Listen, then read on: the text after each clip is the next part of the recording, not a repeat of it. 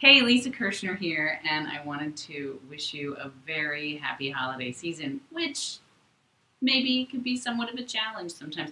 Most of us have some person that we have some long held pattern of resistance in dealing with. And so, what I wanted to share with you today was a meditation technique that I have used successfully to really change energy around long-standing relationships that have been a challenge in my life, or even short-standing relationships that have been a challenge. Um, and so come to a comfortable meditative seat. Now, okay, it may be a bit of a misnomer to call this a meditation because we're going to visualize, but what you want to do is sit with your spine straight. Actually, you can lie down. The idea is that your straight spine enables the breath to move in and out of the body. I like to have the hands facing down. It's a gesture of coming within. Maybe you want them facing up or in your lap or in some sort of fancy mudra. Whatever speaks to your soul is what matters. I find this most conducive to coming into a deep state of paying attention to what's going on inside my body. That's essentially all that's required. And then I begin to notice how the breath is moving, not so I can change it. The idea is really to simply observe.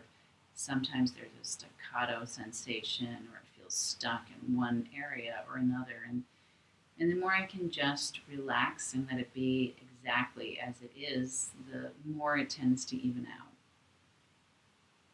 And then once I feel calm and settled in my body and mind, I begin to call to mind this person's face. And first I just picture them smiling. And then if I can do that safely without bringing any sort of storyline into it, I begin to imagine them actually laughing and enjoying themselves.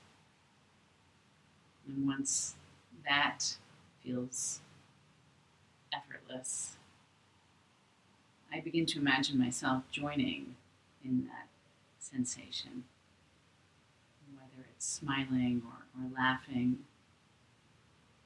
It's something that I'm sharing, not a real something. It's very important. And again, I'm talking about some situations where I had some deep resentment.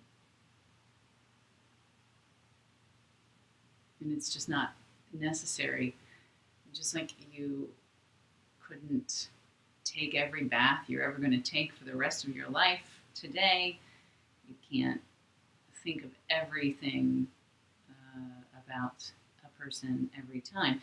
And so this is a way to selectively begin to call this person to mind. And once I could safely do that without coming into story, and sometimes it's just 5 minutes of going back and forth between breathing and the smiling and or laughing.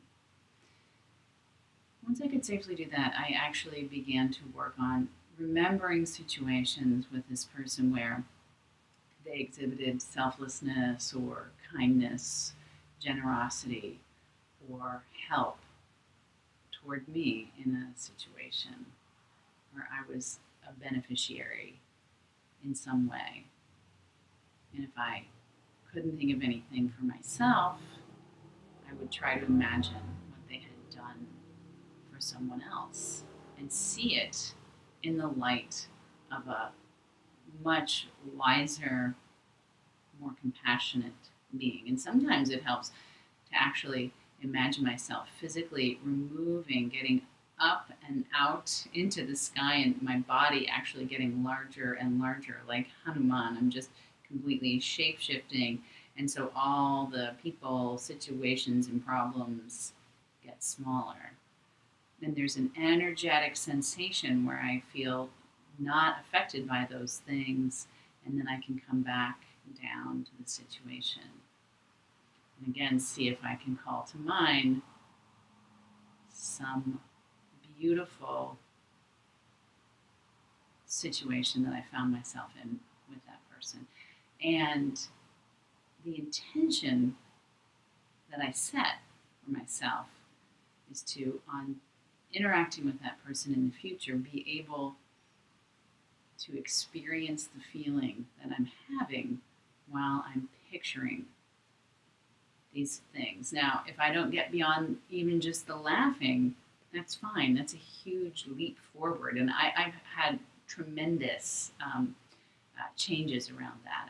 A specific example was around my a past partner of mine that I felt a lot of resentment toward, and I could sense that it was getting in the way of future or even current relationships, and so I wanted to move it. But anytime I would try to think of forgiving that person, I would start going into, but how? And of course, there's that fear that if I forgive, it's going to happen again, and that's just not true. And whether or not I believed it, I heard so many people that I trusted say that I wanted to engage in these practices, but like I said, I couldn't even get there. The closest I could come was this visualization of seeing that person happy.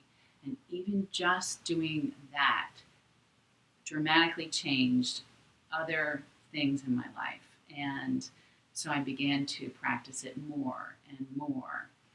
And like I said, if I only ever get to the smiling happiness, that's a great thing, because I can always wear an ugly sweater and enjoy the day, even if it's just in my own mind, because that's the only place that I'm going to be living, at least in this lifetime. Happy holidays, and thank you.